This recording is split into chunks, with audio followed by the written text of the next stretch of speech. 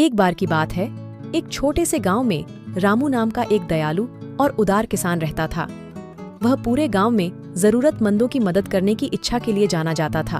एक गर्म गर्मी के दिन जब रामू अपने खेतों में काम कर रहा था, उसने देखा कि उसकी पड़ोसी सारा अपनी छत की मरम्मत करने के लिए संघर्ष कर रही थी।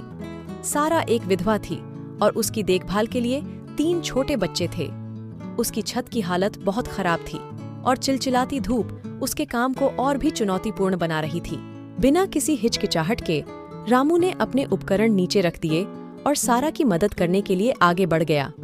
साथ में उन्होंने पूरे दिन अथक परिश्रम किया, छत की मरम्मत की और शाम तक यह बिल्कुल नई जैसी हो गई। सारा कृतज्ञता से अभिभूत हो गई और उसने रामू को उसकी निस्वार्थ मदद के लिए बहुत धन्यवाद दिया। कुछ हफ्ते बाद गांव में भारी बारिश हुई। सारा की मरम्मत की गई छत मजबूत बनी रही, जिससे वह और उसके बच्चे सूखे और सुरक्षित रहे।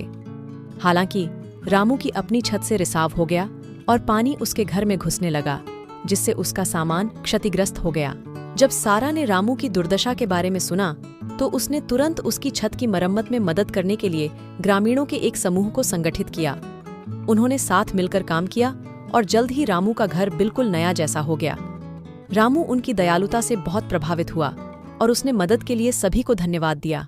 कहानी का सार यह है कि दयालुता और उदारता संक्रामक हैं।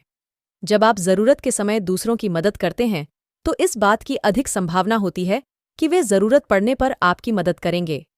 अंत में एक समुदाय जो एक दूसरे का ख्याल रखता है, वह अधिक मजबूत और खुशहाल होता है।